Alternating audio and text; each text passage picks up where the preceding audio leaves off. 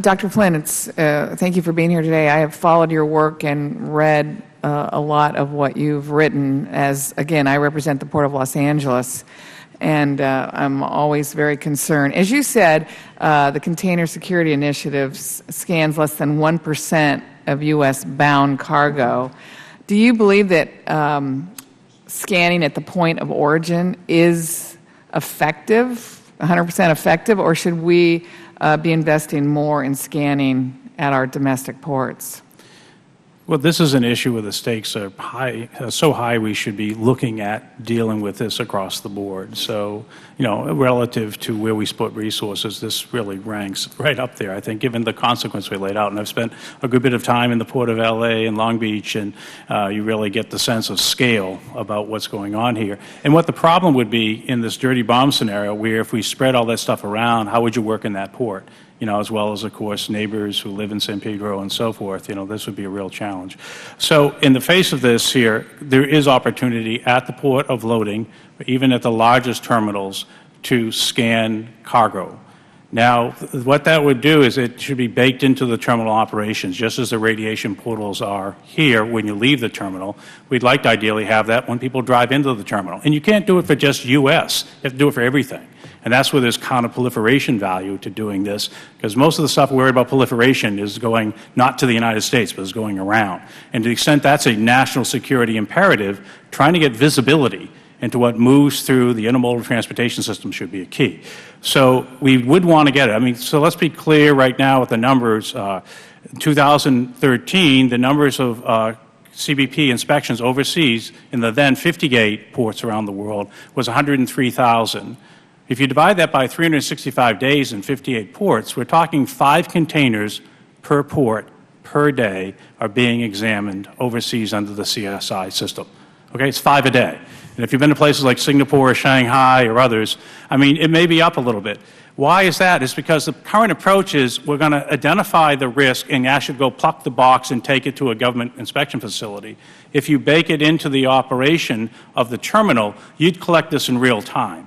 It doesn't mean you have to look at images every time. What you do is you would get those and use your risk-based approach to do it. But you would have a much greater degree of confidence about deterring this risk, but also ultimately finding things when they go wrong to intercept them, or worst case, even isolating the incident afterwards so you don't shut down the whole system. Right? So there's just so much that can be done, should be done, that's not being done.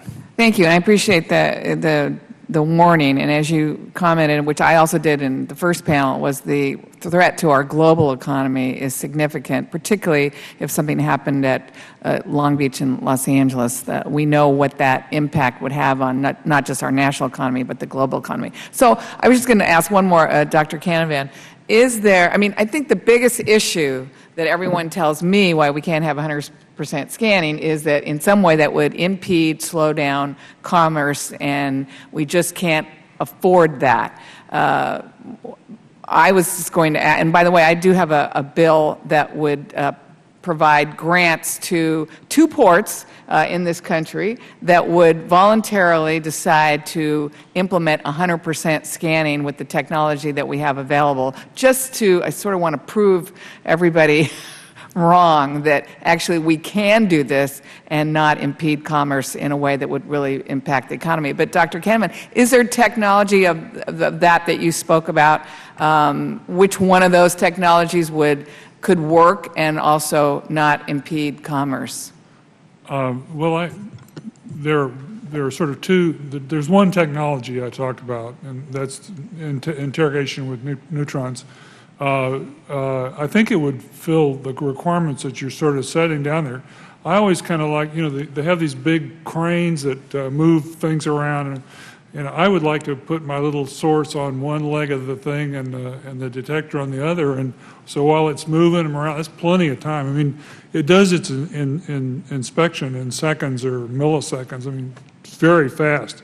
The other thing I also like is the thing that I mentioned briefly is mount the little source and detector on the bulkheads of the ship, and then put sort of one per canister, so that you could keep track of what happens to that canister the whole time it's out at sea. So I think, sure, you can do, you could do that, but I haven't proved it, ma'am. I've tried to tell you that I think the physics is okay. Thank you very much. Ms. Brownlee is recognized. Thank you, Mr. Chair.